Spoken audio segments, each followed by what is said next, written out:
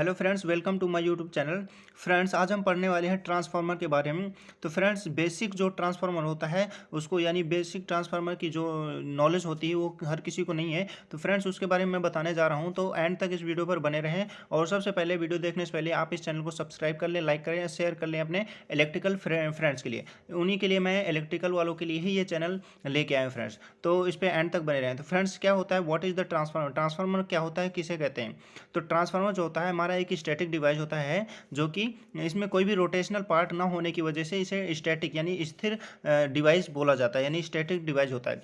Transformer का basic काम होता है कि वोल्टेज को अप डाउन करना, यानी वोल्टेज को कम ज़्यादा करना। यानी अगर हमारे पास प्राइमरी में वोल्टेज ज़्यादा है और हमें सेकेंडरी में यानी लोड की तरफ जिस साइड लोड कनेक्ट होता है उस साइड हमें कम चाहिए, तो उसी हिसाब से हम ट्रांसफार्मर चूज करते हैं। ट्रांसफार्मर भी कई टाइप के होते हैं, जैसे कि on the basis of voltage की बात करें, जैसे कि फ्रेंड्स, हमें अगर वोल्टेज यानी सपोज दैट ये हमारा क्या है, प्राइमरी, यानी इसको मैं यहाँ पे डिनोट कर देता हूँ अनदर कलर से। तो क्या होता है, ये हमारा सपोज दैट ये प्राइमरी है, यानी प्राइमरी प्राइमरी प्राइमरी साइड है, और ये हमारा सेकेंडरी साइड है।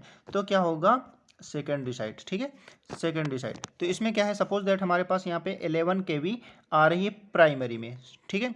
और हमें क्या है, यहाँ पे आगे चाहिए 132 केवी चाहिए। यानी क्या हुआ, यहाँ पे स्टेप अप ट्रांसफार्मर लगेगा, यानी हमारे प्राइमरी से ज़्यादा हमें सेकेंडरी में चाहिए, यानी स्टेप अप हो रहा है, यानी बढ़ा के हमें वोल्टेज मिल रहा है। तो यहाँ पे हमें क्या यूज करना पड़ेगा, step up transformer.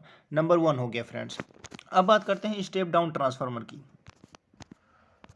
Suppose friend, ये हमारा क्या है, ये प्राइमरी है, यानी इसको मैं प्राइमरी लिख देता हूँ, और ये हमारा सेकेंडरी साइड है, ओके, जिस साइड हम लोड कनेक्ट करते हैं।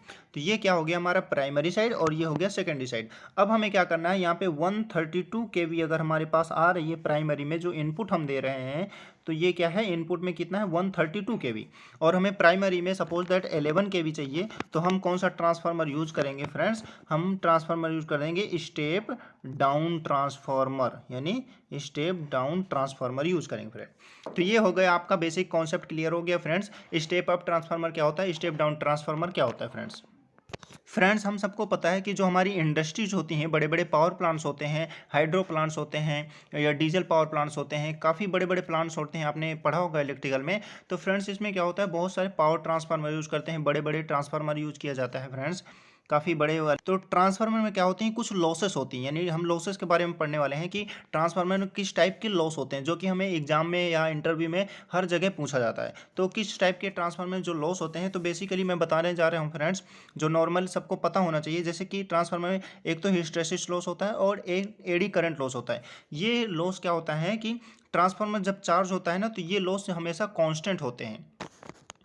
तो आपको फ्रेंड्स इंटरव्यू में पूछा जा सकता है कि जब हमारा ट्रांसफार्मर है वो जब चार्ज होता है तो इसमें कौन कौन सी लॉसेस कांस्टेंट होती है। तो आपको सबसे पहले बताना है कि हिस्टैरिसीस लॉस होती है और एडी करंट लॉस, ये दो कांस्टेंट लॉसेस होती हैं जब ट्रांसफार्मर हमारा चार्ज होता है, यानी जब इसको चार्ज किया जाता है ऑपरेशन के लिए फ्रेंड्स। और इसमें भी आयरन लॉस भी होती है, कॉपर लॉस भी होती है। तो फ्रेंड्स, ये आपको नहीं देखना, तो जो मेन टॉपिक है वो आपको देखना चाहिए। तो फ्रेंड्स, हिस्टैरिसीस लॉस और एडी करंट लॉस आप बता सकते हैं फ्रेंड्स। अब फ्रेंड्स, हम बात करते हैं what type which type of loss in a transformer, यानी ट्रांसफार्मर में लॉस आपको सबको पता चल गया फ्रेंड्स, कौन कौन सी लॉसेस होती हैं ट्रांसफार्मर में। अब हम बात करेंगे कि ट्रांसफार्मर इफिशिएंसी क्यों ज़रूरी है, और इफिशिएंसी का फॉर्मूला क्या होता है फ्रेंड्स। यानी फ्रेंड्स, जो हमारे ट्रांसफार्मर है, ट्रांसफार्मर में लॉसेस होती हैं, उन लॉसों को कम करने के लिए क्या करते हैं, हम इफ़िशियंसी बढ़ाते हैं। यानी हमारा जो ट्रांसफार्मर है, ट्रांसफार्मर की जो मैक्सिमम इफ़िशियंसी होती है वो 97 से क्या होती है, 97 से 99% तक हमारा जो ट्रांसफार्मर होता है वो इफ़िशियंट होता है, यानी बहुत ही अच्छा दक्षता वाला होता है। तो फ्रेंड्स, क्या होता है कि इसमें काफ़ी लॉसेस होते हैं, तो लॉसेस को कम करने के लिए हम इफ़िशियंसी वाला ट्रांसफार्मर लेते हैं। इसमें क्या होता है कि लॉसेस बहुत ही कम होते हैं। तो फ्रेंड्स, तो ये मेन टॉपिक था फ्रेंड्स। अब फ्रेंड्स, बात कर लेते हैं हम सिंपल कि ट्रांसफार्मर है, ट्रांसफार्मर की जो इफ़िशियंसी का फॉर्मूला क्या होता है।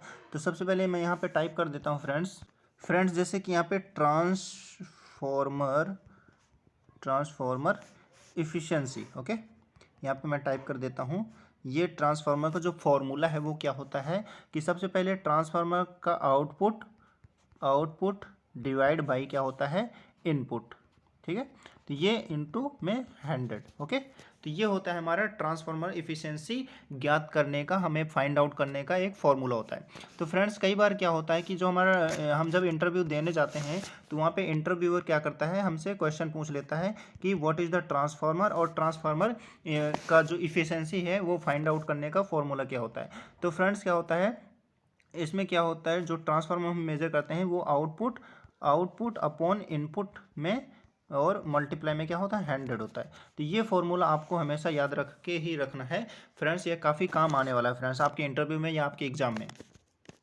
अब फ्रेंड्स बात कर लेते हैं कि जो ट्रांसफार्मर की जो रेटिंग होती है, रेटिंग किस में होती है। तो सबसे पहले मैं बताने जा रहा हूँ फ्रेंड्स, जैसे कि हमारा ट्रांसफार्मर है सपोज दैट ये, और इसकी जो रेटिंग होती है वो केवीए में होती है, किलो वोल्ट एम्पियर में होती है। अब किलो वोल्ट एम्पियर में ही क्यों होती है हमारी ट्रांसफार्मर की रेटिंग, तो सपोज दैट फ्रेंड्स इसमें क्या होता है कि जो हमारा ट्रांसफार्मर होता है वो वोल्ट एम्पियर ही होता है, यानी इसमें क्या वोल्टेज और करंट ही पास हो जाती है फ्रेंड्स, और इसमें कोई भी कुछ पावर वगैरह कुछ होती नहीं, इस वजह से इसको किलो वोल्ट एम्पियर में डिनोट किया जाता है फ्रेंड्स। आप ये मेन टॉपिक थोड़ा से भी समझा देंगे किसी को इंटरव्यूअर को तो वो समझ जाएगा फ्रेंड्स। तो किलो वोल्ट एम्पियर, ये नहीं, ट्रांसफार्मर की जो रेटिंग होती है वो किलो वोल्ट एम्पियर में ही, केवीए में ही नापी जाती है, ना कि किलो वोट में या और किसी में भी, या मेगावाट में किसी में भी और नहीं रेटिंग की जाती या मेजर की जाती। तो किलो वोल्ट एम्पियर आपको हमेशा ट्रांसफार्मर की रेटिंग को याद रखना है फ्रेंड्स। और फ्रेंड्स आपको सबसे पहले क्या है कि आपके जो ट्रांसफार्मर है उसका जो वर्किंग प्रिंसिपल है वो ज़रूर आपको याद रखना है, यानी जो प्रिंसिपल है, किस प्रिंसिपल पर बेस्ड है हमारा ट्रांसफार्मर, वो है Faraday law of electro mutual inductance, sorry friends, आपको हम म्यूचुअल इंडक्शन के सिद्धांत पर हमारा ट्रांसफार्मर वर्क करता है, Faraday law of mutual inductance friends, ये जरूर आप याद रखना friends. Thank you for watching this video friends.